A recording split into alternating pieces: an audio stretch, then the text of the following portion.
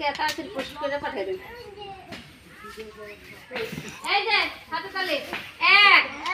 2 3 1 2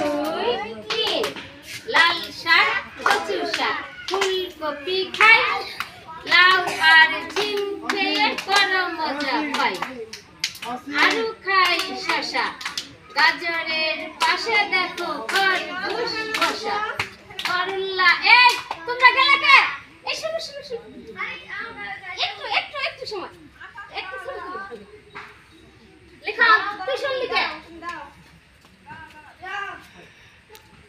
আজকে সুতার পড়া তো আমরা শুনাই একটু